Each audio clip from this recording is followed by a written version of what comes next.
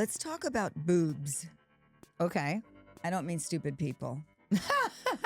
You mean those round things on our chests? I mean knockers, tatas, Oh, honkers. honkers, Hooters. hooters. Welcome to Talk 50 to Me. Talk 50 to me.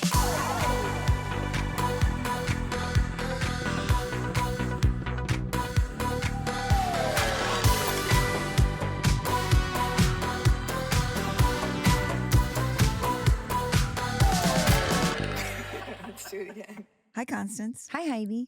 October is Breast Cancer Awareness Month, and I don't want to be a Debbie Downer. I also want to apologize to all Debbies who got attached to the name Downer. But did you know that 1 in 8 women will be diagnosed with breast cancer, and the average age of diagnosis is 62? Oh, 62, even though it's changing and a lot of women find out in their 50s is when you're susceptible and when you should really start paying attention. But that seems unfair. yeah. On top We have of enough everything on our else we're going fucking through. plate, right? I think our relationships with our boobs is so interesting, whether you are forced to lose them from cancer or like me, I chose to have a breast reduction. And I think, we have this attachment to our boobs that is so male. Right, because a lot of women put boobs in because they feel that their body shape is not feminine enough, as Yeah. if the boobs and the butt is what make you feminine as opposed to what's on the inside. We everything is from the outside in, and I think as you age, you turn it around, you turn it inside out, and you Yeah. say, no, it's from the inside out now. That is what makes me glow, what makes me confident, not the shit that I've been putting on for other people. And I hid mine all the time. Like if I ever wore something low cut, which I never did, I always wore baggy things. If I wore something low cut, I always get that, oh, I didn't know you had those. Wow. Yeah. And it was so fucking annoying. But I also think that's what makes breast cancer and having to have a mastectomy so difficult for women, because they have to decide to let go of something they haven't even been allowed to have an attachment to, as much as they've been told what their boobs mean. It's like, you're nothing without boobs. Yeah, I feel you look at what they did, did to Billie Eilish. She was all Oh about my not God. showing her body because she didn't want that to define her. And then the second she did, she was vilified for that too. Yeah. So you're fucking damned if you do and damned if you don't. But guess what? If you are doing whatever you want to do with your body, it's got to be for you. Like, that is what we have to teach right now. If we can teach anything, the shit that you do it for you, and then it matters and it means something. We have to stop doing things to our bodies for others. Yeah, don't be a boob about it. But it is Breast Cancer Awareness Month, and I am so excited about our guest today because she really will be able to talk to us about breast cancer. Let's go. In her 20s, she starred in some of TV's most iconic shows, including the Guinness World Record holder for most watched TV series ever. But it's in her 50s that she's reaching an entirely different audience by being brutally honest. In 2023, at 51 years old, she was diagnosed with breast cancer, something she revealed publicly on YouTube, and she hasn't stopped sharing her journey with followers ever since. From proudly using her platform to raise awareness about breast cancer and the importance of regular screenings, to guiding us through one of the most watched documentaries on TV, after Baywatch, Moment in the Sun, please welcome the single mom and cancer warrior who has traded her trademark red bathing suit for a midlife superhero cape. Welcome to Talk 50 to Me, Nicole Eggert. Woo-hoo! Yes, lady. Hi, Nicole. Hi. How are you So today? good to be here. I'm having a good day. That's I'm, awesome. I'm actually, having a great day. So It Yay for shows that. you're glowing. You really are. thanks. And I guess in the position you're in, it is one day at a time. And the importance of being present in life is the importance of life. It is. And it's so touch and go. And it's forever being adjusted and forever pivoting. But we make it happen. So, do you have one word to describe your 50s? I mean, even with my battle with cancer, it's honestly the best. Like, I've never been happier.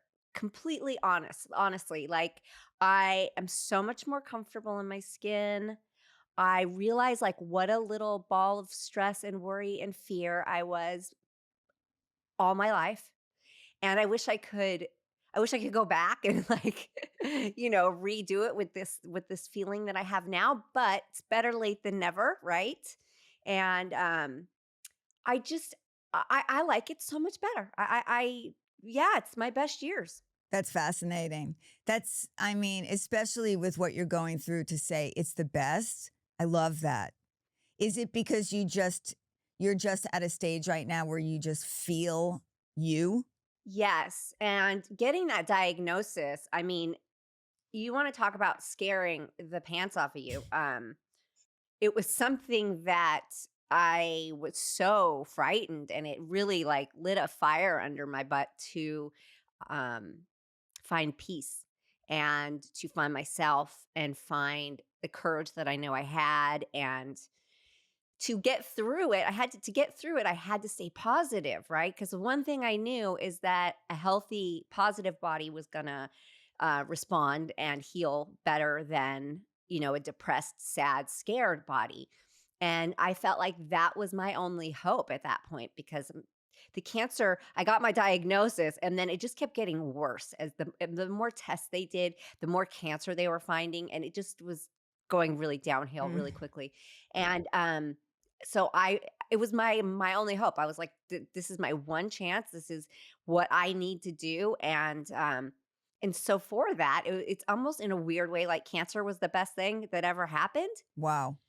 That's Be- yeah, incredible. because do you feel then so strongly that you might not have gotten to this place of positivity and embracing yourself at this age and who you are if you had not been given this kick in the ass? Right. I feel like it threw me into the fast lane of it. I don't know. I know I was always trying to get there and it was something I was always working on, but this just really got me there. Like put me in the carpool lane and Wow. full speed ahead. So yeah, I have to say yes to that. Because it also made me like I immediately stopped everything I was eating. I immediately stopped every product that I was using in the house on my body, everything, and everything just scared me. All of a sudden I was scared of everything in my environment. And I did a complete, detox and I've sort of learned to balance it out now, but I went a little, crazy with it, and, that part I think, I probably wouldn't have done if it wasn't for the diagnosis either. I think it's so interesting. I know that I actually use social media as sort of a way to therapize myself and things that I'm going through. And I found it so fascinating that you instantly took your journey and shared your journey on social media, on YouTube, and you continue to do that, especially knowing how some of that can backfire sometimes. I'm wondering how you got to that place where you're like, I'm going to fucking talk about this. Yeah, well, I knew that it was gonna come out in the press, like, there would be pictures because,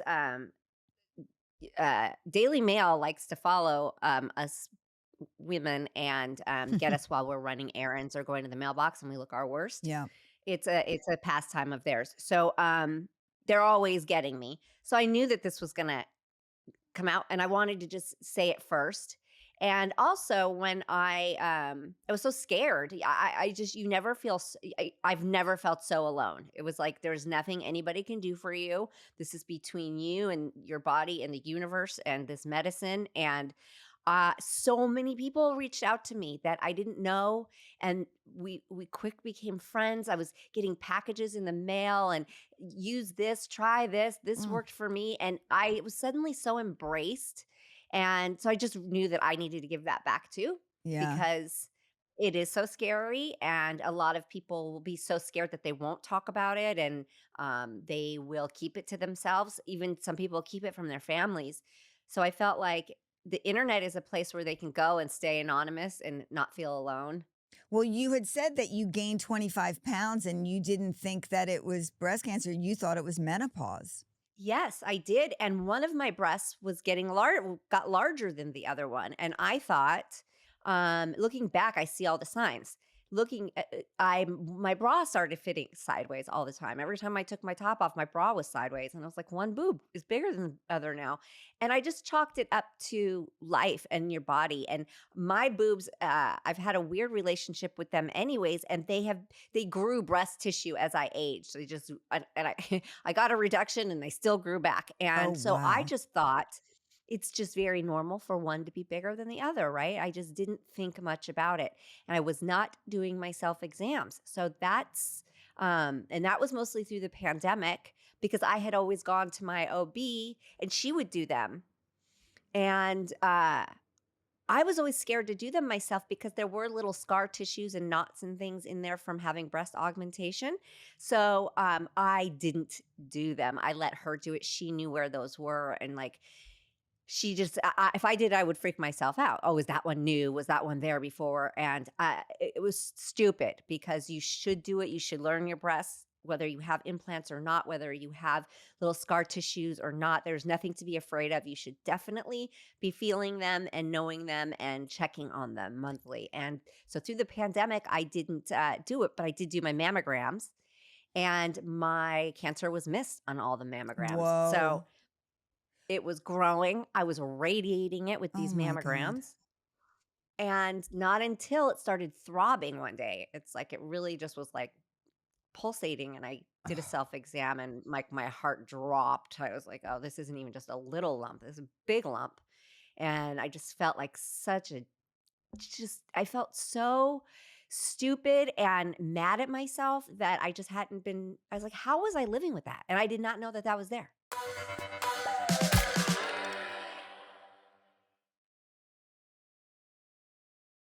Well, it's so interesting that you say, you had an interesting relationship with your boobs. And I did not know that you had a reduction. I've also had, when we started this episode, talking about, women's relationships with their breasts and how they can be kind of fraught because we probably don't think of them as men do, and how I Right. had a reduction also. So I have lumpy boobs because that's what happened. So, what was your you said you had an interesting relationship with your breast. What was that And when you how were has it changed? Yeah. Well, I was very small chested when I was in my like up until my 20s until I got my augmentation. And then I was on Baywatch and I was having to wear this one piece red bathing suit, which made them even more flat. It's not like a bikini where you can stuff it a little bit or like do a little push-up thing. And I just young and dumb and not thinking ahead and not looking at the big picture and nothing can happen to me. I went and got an augmentation and they were huge. They were so big. And I was like, this is not what I wanted. And they were like these two big things on my chest. So I went back and had them reduced. They were fine. They were great. They were a size B. I lived with those forever. Then, you do have to do upkeep with them. And that's the thing. Every 10 years or so, you do have to replace them.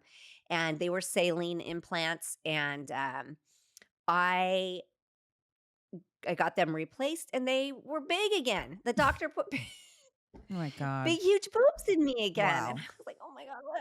I never wanted huge boobs. I just wanted some boobs. So it was just always like I feel like it was like my punishment for ever even doing it in the first place. It was like, "Stop doing this." Um, and so then I had the reduction and I had to have a lift with it. And that's when I did it on botch because I went to Dr. Terry Oh, DeBro and amazing. it wasn't yeah, it I wasn't did that I not was know actually that. botched. Yeah, I went to him and he said, instead of paying me to do your breast reduction and lift, come on the show. You get paid to go on the show and then the surgery's for free. So I was like, yeah, of course. So I signed up and did that show. And then I was fine again. And then I got breast cancer. Wow, you've had a really back and forth relationship with your boobs, and it's interesting because you were on a show that I mean, our bodies are scrutinized throughout our whole life, and you were sort of on a show that really put you on display, your body on display. Yes. So what is your how do you feel about them now, your boobs? Okay, so now I had a double mastectomy, and it was this moment of, do I just stay completely flat chested or do I do reconstruction? And I am a bit of a hypocrite sometimes, but I'm still single, and I just, like, for whatever reason, I just still wanted boobs. So I got reconstruction, and I do have implants again. They're very tiny, they're very small. I don't have to wear a bra if I don't want to. They look great. They look better than they did before I had cancer. And so it's sort of my consolation prize. I got two perky new girls out of it. And listen, the implants I can always get them removed if I'm feeling weird about it. But it was kind of like either you get them now or you really don't ever get them, because the longer you wait, the harder it is to do it. Right. So, yeah, so I said, yeah, I think I do still want boobs a little bit. And I felt like a hypocrite. I really do. That's But okay. That's all right. It's okay. It's not you. yeah, I mean, it's not you. It's the patriarchy. It's how you were raised and we are all raised to, it's baked into us, this sort of how we feel about our bodies. And yours, like I said, was on display and has to have impacted how you feel about it.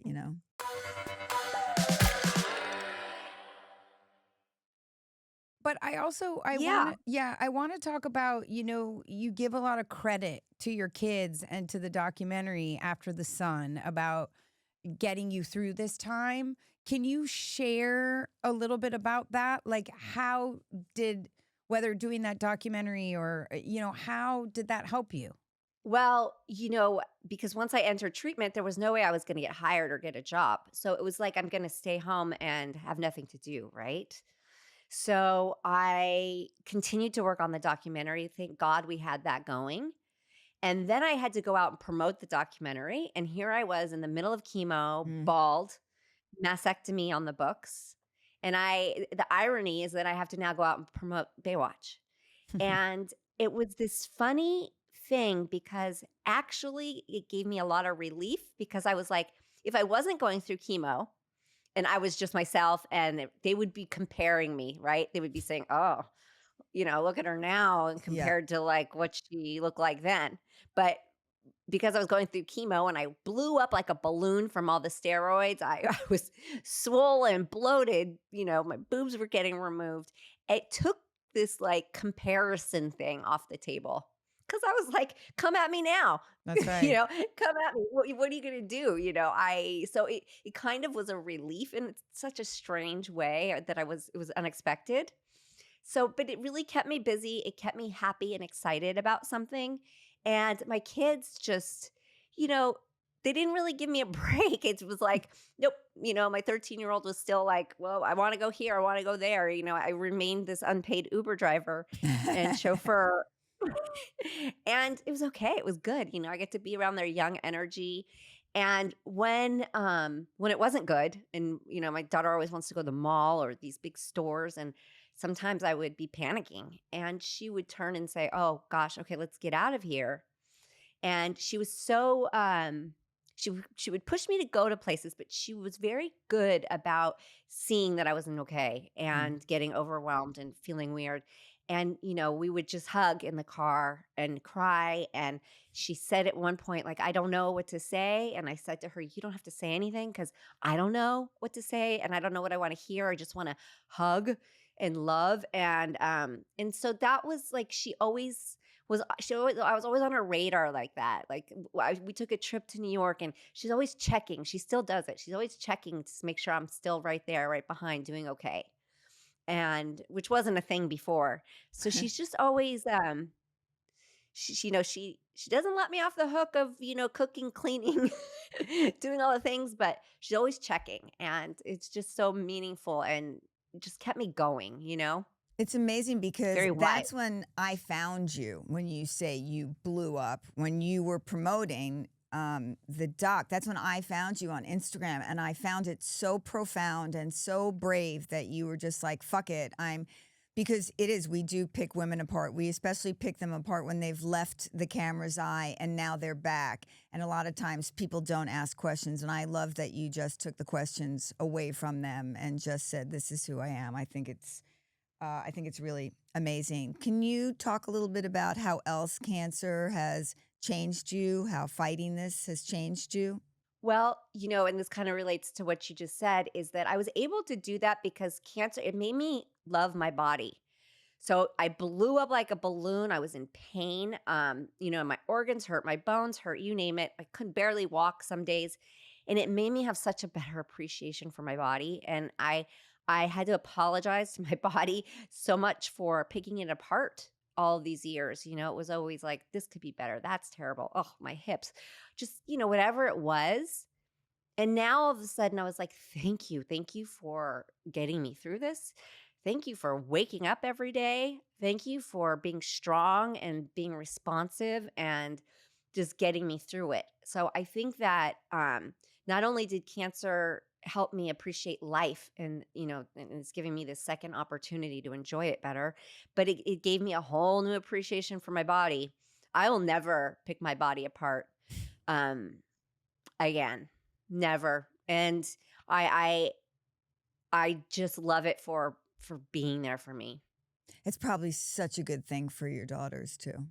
Yeah, I think so. Mm. And they look at me different, right? Like so um if I say something, they say, "So what?" Like, "No, you look great. So Yeah. what?" And I'm like, "Yep, that's right. So what? Because I'm here and Yeah, because I get to." your So confidence is now coming from the inside.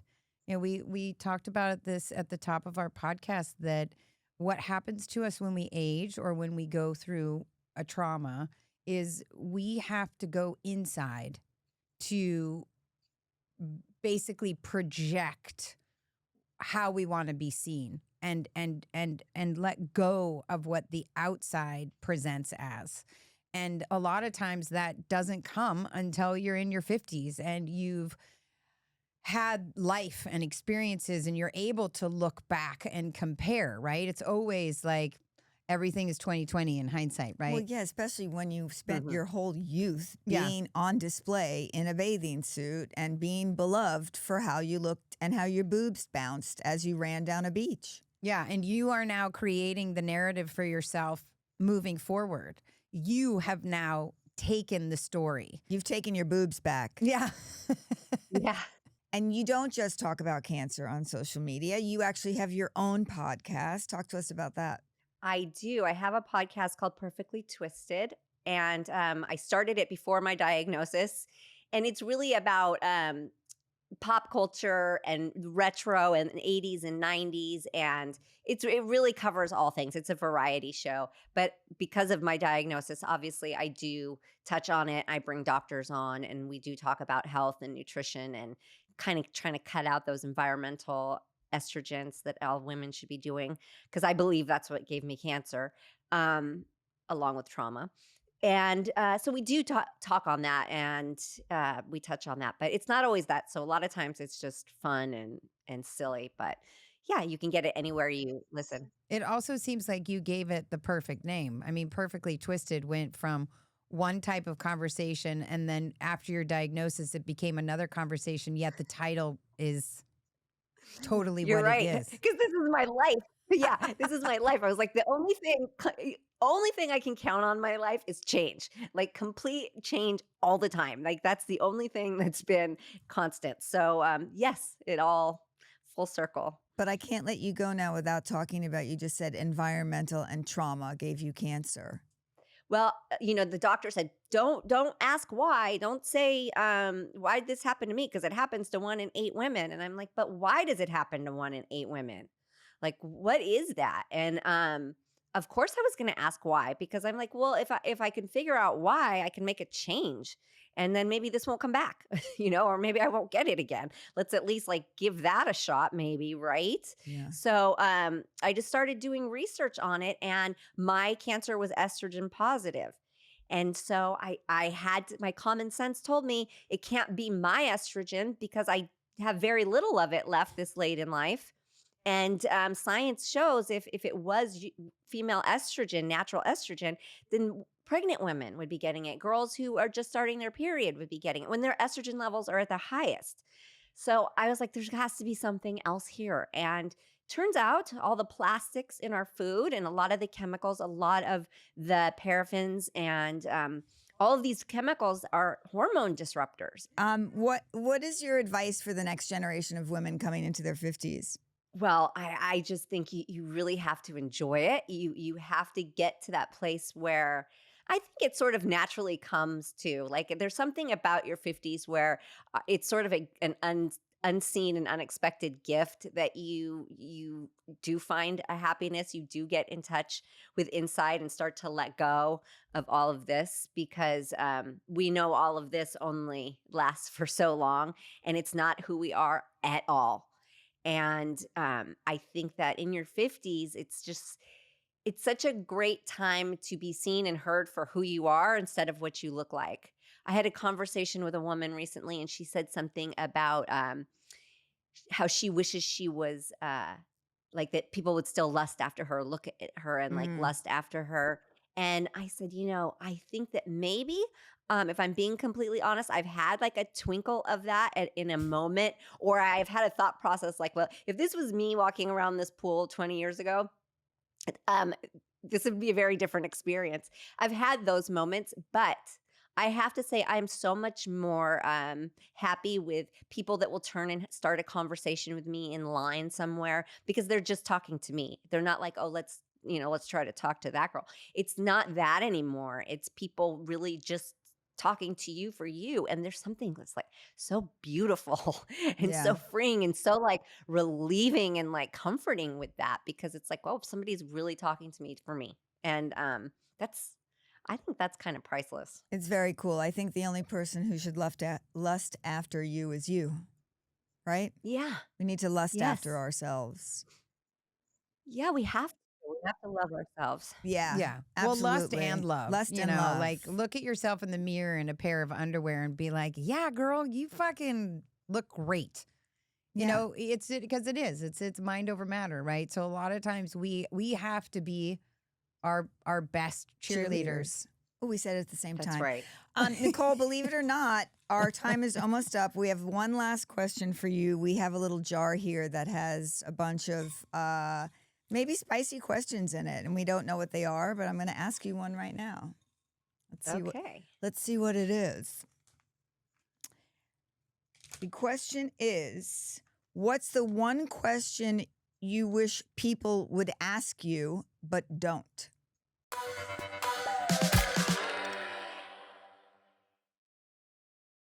The question is, what's the one question you wish people would ask you but don't? Probably more conversations like this. Like, a male journalist is never going to ask me about how I feel in my 50s, but they should. I think that more mainstream should be talking about this and having these conversations, and like, how do you feel after cancer? I do get a like, how do you feel? How are you feeling today? But it's so superficial. There's none of the deep talk about it. There's none of the deep, about all the hard work, and it just it's lacking, and it's missing. I think And yeah, I That's think why we're here. that's yeah, why we're here. And I and do I love that. I agree with you. I think that later in life we're more in for the deep conversations versus the little chit chats and the short questions. Like we want to get into deep conversations so we Yes. can help heal each other through knowing that we're not alone. Yeah. And also, I think, this is when, unfortunately, people stop listening to us in our 50s, and it's when we have the most to say. Absolutely. We love having the hard conversations. It feels good. You do it and you're like, "Oh my gosh, that was amazing." And yes, we have to help each other. They're just especially I see menopause being so much talked about so much more, and I'm like, "Thank God," because I got thrown into it medically, and there are women out there really starting to talk about it. And so I have places to go and get tips and learn about things. And before there was that just wasn't a thing. And the Yeah. doctors don't help you. I hate to say it, but like my gynecologist, I'm looking for a new one right now. He told me, "Well, what are you talking about? What?" He's like, the parts stop working, and like that's it." And I was like, Ugh. Yeah, don't even get no, me no. started. Sorry, Don't I even feel get me very differently. started. And No, and by the Yeah. way, menopause is the tip of the iceberg of midlife. There's so much to be talked about, Yes. There And really that's why we're is. here. Again, that's why we're here. Nicole, Yes, thank you for that. so much for doing this with us today, for joining us, for being such a goddamn warrior and doing it all publicly. We love it. We're here for you, and we're putting our capes on with you. Yeah. Thank Continue you. to And I inspire. appreciate you guys so much. We love Thank you. We you. I love you. will. We I love you. We appreciate love that. you.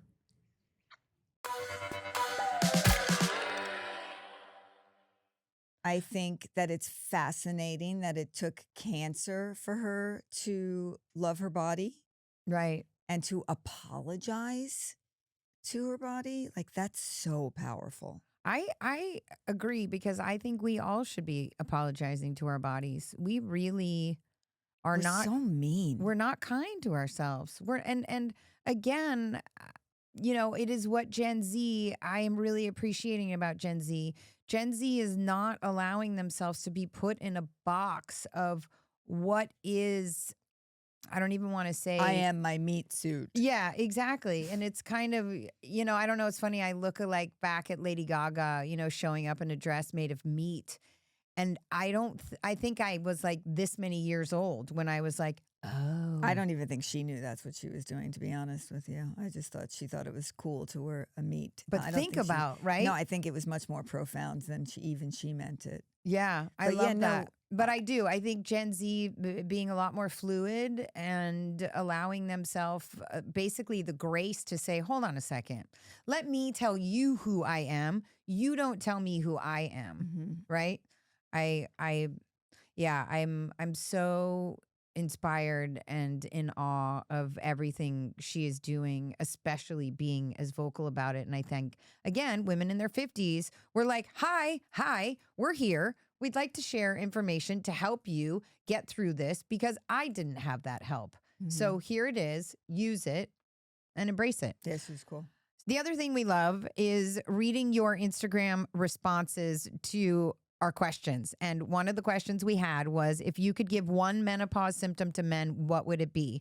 At @cicada_Reiki and Wellness said, insomnia with a heavy dose of anxiety for no apparent reason. At Jackie Sharp 74 said, give them no libido. And guess what? She wasn't alone. I think I even realized that's what my answer should have been. No libido. I'm surprised it's not everyone's answer. And I do think we need to do an entire episode on midlife and sex, because, I haven't had it in 742 years. And whenever I talk about that, people are like, yeah, nobody wants it.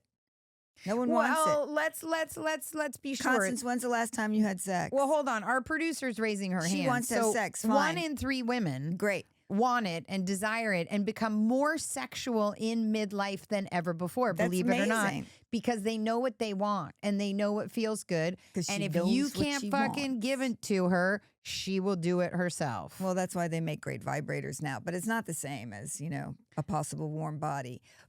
But my question was, when's the last time you had sex? Last week, bitch. bitch. What? Hello. And what about Anyway. the time before that? Well, I don't know. That I can't remember. But I can't remember. I mean, I'm glad that I actually remember it was a week ago, because I can't remember what I did like an hour ago. Well, so. I guess it was good then. That's right. Hats off to Russ. Okay. That's it for us. Thank you so much for being here. We'll see you next time. And if you want more TFTM, follow us on Instagram at Talk50to Me. Subscribe to our email list to get Talk50to Me updates and announcements. If you have a question, DM us on IG or email us at talk50tomepod@gmail.com. And remember, sharing is caring. Like and subscribe wherever you find your favorite podcasts. Bye now. Talk 50 to Me with Heidi Clements and Constance Zimmer is produced by Alex Beatty, recording engineer Aaliyah Walker, editing by Zaleen Hassi, music by Matt Friedman, production services provided by A4S Podcast Studios, a Talk 50 to Me LLC production distributed by the Forward Network.